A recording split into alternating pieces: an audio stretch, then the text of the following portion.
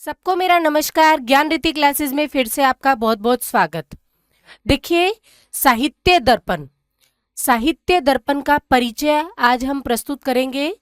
साहित्य दर्पण किसने लिखी थी? विश्वनाथ कविराज ने। किसने लिखी थी? विश्वनाथ कविराज ने। तो आज हम थोड़ा विश्वनाथ कविराज के बारे में देखेंगे कि उनको क्या उपाधियां मिली, उनके पिता का नाम क्या था, उनके पितामह, पत्नी, इनकी उपाधियां, है ना।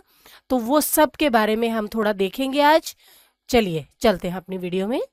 देखिए, सबसे पहले हम विश्वनाथ कविराज के बारे में चर्चा कर रहे हैं। विश्वनाथ कविराज, विश्वनाथ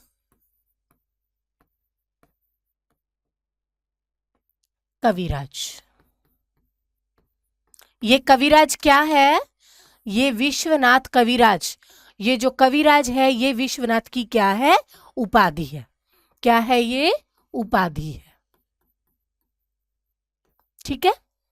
अब देखिए विश्वनाथ के बारे में थोड़ा सा। इनके पिता का नाम क्या था? इनके पिता का नाम था श्री चंद्रशेखर।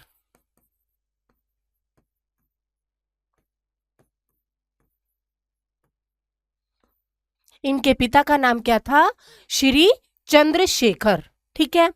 फिर है इनके पितामह का नाम।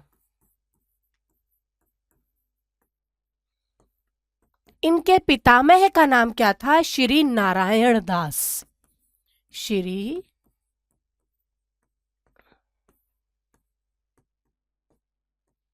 नारायण दास। इनके पितामह का क्या नाम था? श्री नारायण दास, जो कलिंग के महाराजाधिराज श्री नरसिंह देव के सभा पंडित थे। कलिंग के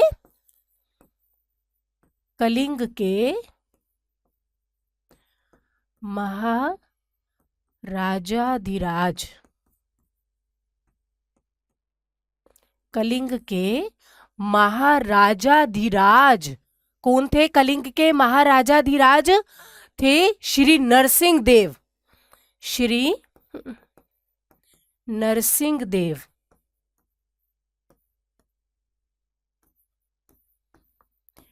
श्री नरसिंह देव इनके क्या थे? ये सभा पंडित थे। ठीक है। इनके पिता का नाम था चंद्रशेखर। पिता का नाम क्या था? चंद्रशेखर। और इनके पितामह का नाम था श्री नारायण दास, जो कि कलिंग के महाराजाधिराज श्री नरसिंह देव के सभा पंडित थे। नारायण दास, इनकी बात कर रही हूं मैं। ये जो नारायण दास थे ना, ये कलिंग के महाराजाधिराज श्री नरसिंह देव के सभा पंडित थे। अब आपसे प्रश्न क्या बनता है इसमें? सबसे पहला तो प्रश्न यही बन गया कि विश्वनाथ कविराज जो है उनके पिता का नाम क्या था? इनके पिता का नाम था चंद्रशेखर। ठीक है। फिर पूछ लेते हैं कि विश्वनाथ कविराज के पितामह का क्या नाम था? तो पितामह का नाम था श्री नारायण दास। पितामह का क्या नाम था? श्री नारायण दास। जो ये श्री नारायण दास जी थे, ये कलिंग के महाराजाधिराज श्री नरसिंह देव के क्या थे? सभा पंडित थे। ठीक है। तो ये हो गई। और देखिए आगे, और देखिए इनके पुत्र का नाम क्या था? पुत्र का नाम था अनंत दास। इनके पुत्र का नाम क्या था? अनंत दास। ठीक है। फिर इनका जन्म स्थान, इनका जन्म स्थान क्या था? इनका जन्म स्थान, अब देखो, इनके जो पितामह थे वो कलिंग के महाराजाधिराज नरसिंह देव के सभा पंडित थे। तो कलिंग के थे ना, तो जन्म स्थान भी वहीं हुआ होगा। तो इनका जन्म स्थान भी हो गया कलिंग। ठीक है। इनका जन्म स्थान क्या हो गया? कलिंग, जो उत्कल उड़ीसा में है। जो कहां पर है कलिंग? इसमें उत्कल उड़ीसा में।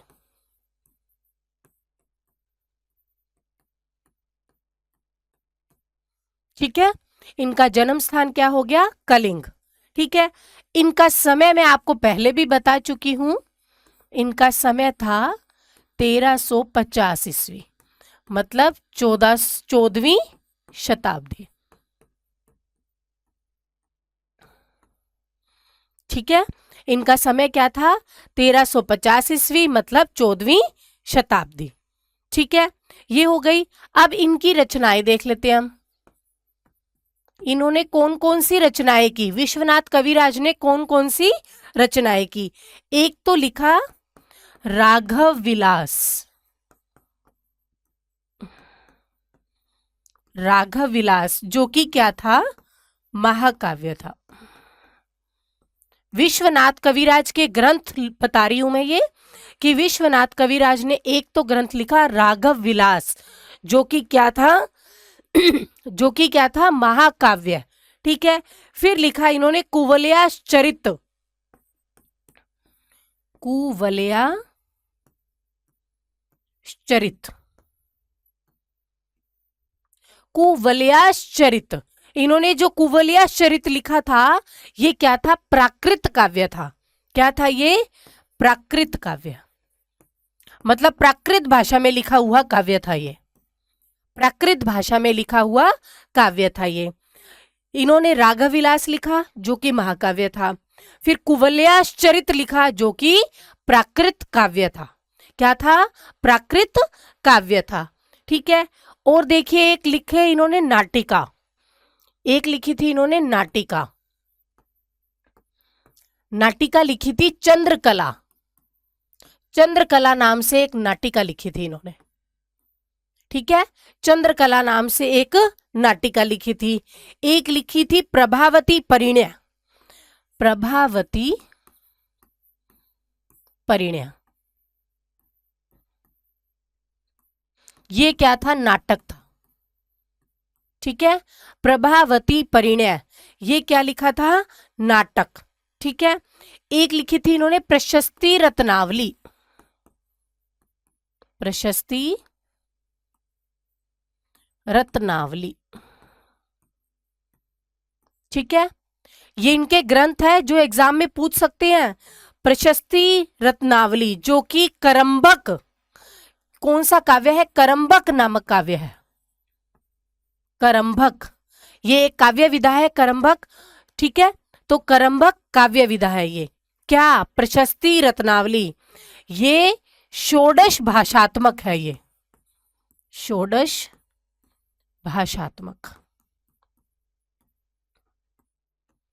ठीक है, क्या? इन्होंने एक नाटिका लिखी चंद्रकला, फिर प्रभावती परिणय लिखा जो कि एक नाटक था, फिर इन्होंने प्रशस्ति रत्नावली लिखी जो कौन सी काव्य विधा का था? करंबक काव्य विधा थी। ये इसमें इन्होंने 16 भाषाओं का प्रयोग किया है। षोडश भाषात्मक, मतलब इसमें इन्होंने 16 भाषाओं का प्रयोग किया है। किसमें?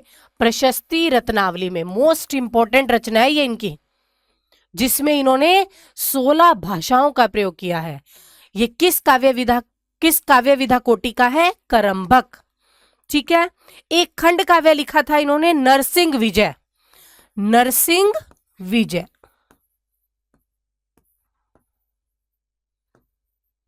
ये क्या था? खंड काव्य। ये क्या था? खंड काव्य। ठीक है, नरसिंह विजय। फिर एक लिखा था कंसवध। कंसवध जो क्या था? एक काव्य था। समझ आ रही है क्या चीजें? इनके जो ग्रंथ थे, देखो इनकी रचनाएं देखो। राघव विलास महाकाव्य, कुवलयास चरित क्या था? प्राकृत काव्य, मतलब प्राकृत भाषा में लिखा गया काव्य कौन सा था? कुवलयास चरित। आपको एग्जाम में दे दिया कि विश्वनाथ कविराज के द्वारा प्राकृत भाषा में लिखा गया काव्य कौन सा है? तो प्राकृत भाषा में लिखा गया काव्य कौन सा है? कुवलयास चरित। पेपर में आ सकता है ये प्रश्न। ठीक है, फिर और देखो, और हमने क्या लिखे? विश्वनाथ कविराज के द्वारा लिखी गई नाटिका का क्या नाम था? कौन सी नाटिका थी? चंद्रकला। चंद्रकला नामक इन्होंने नाटिका लिखी थी। फिर पूछ सकते हैं विश्वनाथ कविराज के द्वारा लिखा गया नाटक कौन सा था? प्रभावती परिणय। कौन सा नाटक था? प्रभावती परिणय। फिर पूछ सकते हैं कि करंबक काव्य विधा में लिखा गया ग्रंथ कौन सा है इनका? तो है प्रशस्ति रत्नावली। प्रशस्ति रत्नावली। और प्रश्न ये पूछ सकते हैं कि 16 भाषाओं में लिखा गया ग्रंथ कौन सा है? 16 भाषाओं को लेकर के लिखा गया ग्रंथ था इनका प्रशस्ति रत्नावली। कैसे भी तरीके से इसमें प्रश्न आपका आ सकता है। ठीक है। फिर नरसिंह विजय, ये क्या था? ये एक खंड काव्य था। आपसे पूछ ले विश्वनाथ कविराज के द्वारा लिखा गया खंड काव्य कौन सा है? तो कौन सा है? नरसिंह विजय। ठीक है। फिर पूछ ले कंसवध किसके द्वारा लिखा गया? किसके द्वारा लिखा गया? कंसवध नामक काव्य विश्वनाथ कविराज के द्वारा लिखा गया था। ठीक है। और देखते हैं हम। ठीक है। एक लिखा है इन्होंने जो हम पढ़ रहे हैं, साहित्य दर्पण। साहित्य दर्पण ये क्या है? काव्य शास्त्रीय ग्रंथ है।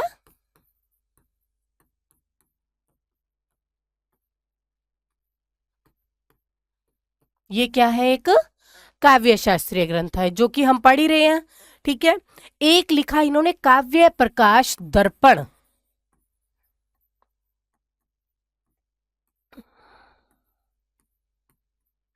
काव्य प्रकाश दर्पण ये क्या थी? काव्य प्रकाश के ऊपर लिखी गई एक टीका थी। क्या थी? काव्य प्रकाश ग्रंथ पर लिखित टीका।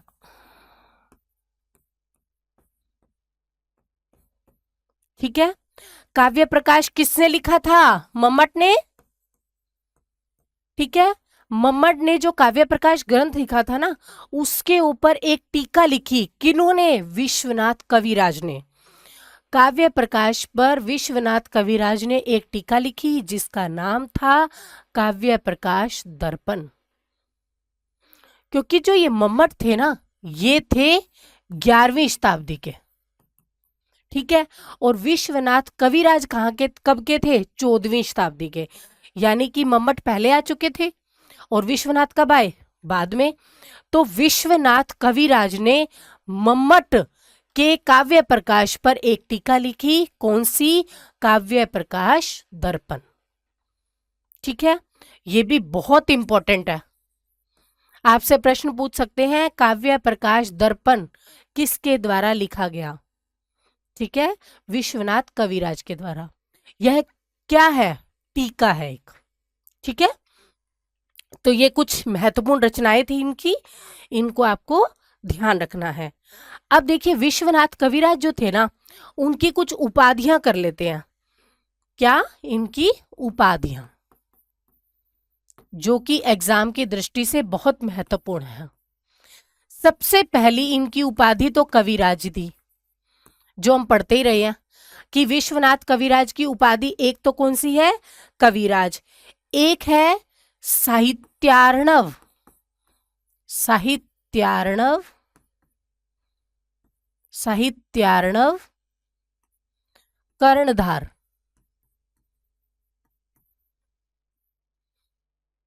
साहित्यार्णव कर्णधार।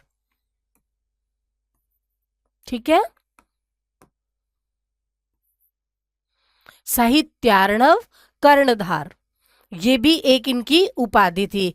अर्णव का मतलब क्या होता है? देखो, अर्णव का मतलब क्या होता है? अर्णव मतलब समुद्र। साहित्य रूपी समुद्र के कर्णधार कौन थे? विश्वनाथ कविराज। तो इसलिए इनकी उपाधि पड़ गई साहित्यार्णव कर्णधार। साहित्यार्णव कर्णधार बहुत इंपॉर्टेंट उपाधि है ये इनकी। ठीक है। ये ध्यान रखनी है आपको। फिर एक उपाधि थी इनकी ध्वनि। ध्वनि प्रस्थापन परमाचार्य। एक इनकी उपाधि थी ध्वनि प्रस्थापन परमाचार्य, यानी कि विश्वनाथ कविराज ने ध्वनि की प्रस्थापन मतलब स्थापना की थी। ध्वनि क्या था? ध्वनि का मतलब क्या था? रस। रस मतलब ध्वनि। तो ध्वनि की स्थापना करने वाले परम आचार्य कौन थे? विश्वनाथ कविराज। ठीक है, कविराज। ठीक है, साहित्य रूपी समुद्र के कर्णधार कौन है? विश्वनाथ कविराज। ध्वनि की स्थापना करने वाले परम आचार्य कौन है? विश्वनाथ। ठीक है, तो इसलिए इनको ये उपाधि दी गई ध्वनि प्रस्थापन परमाचार्य। ध्वनि प्रस्थापन परमाचार्य। और देखो, इनको कवि सुक्ति रत्नाकर भी कहते हैं। इनको कवि सुक्ति रत्नाकर, इनको कवि सुक्ति रत्नाकर भी कहा जाता है। जो कवि थे ना, उनकी सुक्तियों को, इनकी सुक्तियों को मतलब इन्होंने क्या किया था? इकट्ठा किया था। तो इस वजह से इन्हें कवि सुक्ति रत्नाकर भी कहते हैं। ठीक है, विश्वनाथ कविराज की उपाधियां बहुत इंपॉर्टेंट है, एग्जाम में पूछ ले। ध्वनि प्रस्थापन परमाचार्य कौन है? विश्वनाथ। साहित्यार्णव कर्णधार कौन है? विश्वनाथ। कविराज कौन है? विश्वनाथ। कवि सुक्ति रत्नाकर कौन है? विश्वनाथ। ये सब क्या है? विश्वनाथ कविराज की उपाधियां। और देखिए इसकी उपाधियां, और देखिए इनकी उपाधि एक थी इनकी अष्टादश भाषा वार विलासिनी। अष्टादश भाषा वार विलासिनी। वार विलासिनी भुजंगः।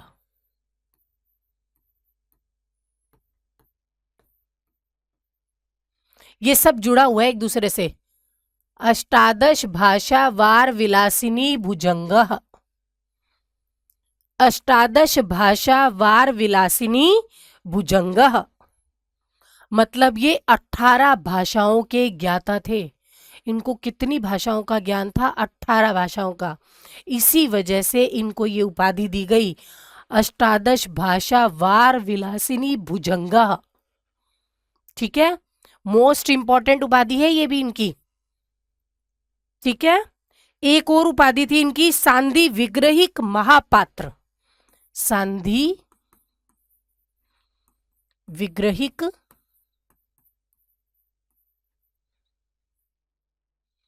सांधी विग्रहिक विग्रहिक महापात्र। ठीक है, एक ये भी उपाधि थी इनकी सांधी विग्रहिक महापात्र।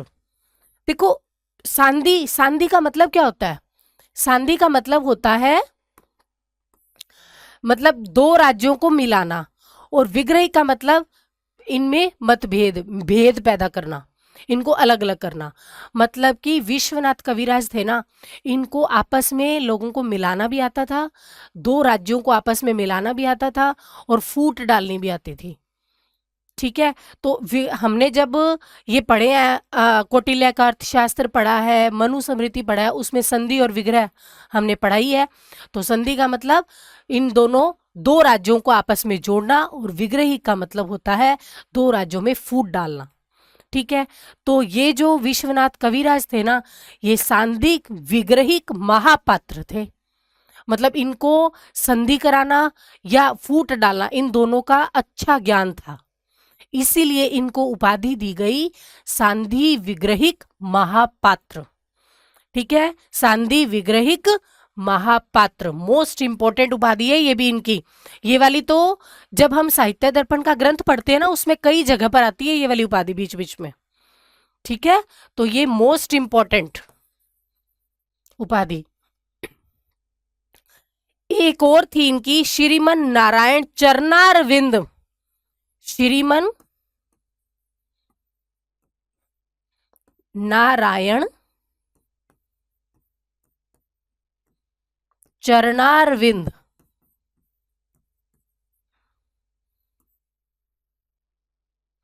श्रीमन नारायण चरणारविंद मधुव्रत। मधुव्रत ये भी इनकी एक उपाधि थी। श्रीमन नारायण चरणारविंद मधुव्रत। श्रीमन नारायण कौन थे? कौन थे श्रीमन नारायण? आपको बताया मैंने श्रीमन नारायण कौन थे। श्रीमन नारायण थे इनके पितामह। किनके? विश्वनाथ के पितामह का नाम क्या था? नारायण दास। बताया ना मैंने आपको, विश्वनाथ के पितामह का नाम था नारायण। तो जो पितामह थे ना, उनके चरणारविंद उनके चरणों में रह करके ज्ञान प्राप्त किया था इन्होंने। इस कारण से इनको उपाधि मिली श्रीमन नारायण चरणारविंद मधुव्रत। देखो, जब इनका हमें परिचय पता है ना, सारा कुछ पता है, तो उसके बाद हमें इनकी उपाधियां याद करना मुश्किल नहीं है हमारे लिए। ठीक है, तो एक इनकी उपाधि हो गई श्रीमन नारायण चरणारविंद मधुव्रत।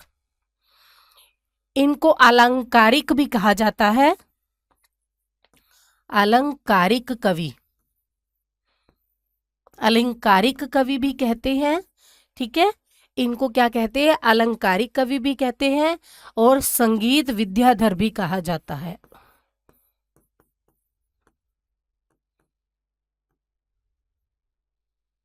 ठीक है, विश्वनाथ कविराज को अलंकारिक कवि भी कहते हैं क्योंकि इन्होंने अलंकार शास्त्रीय ग्रंथ लिखा था, साहित्य दर्पण।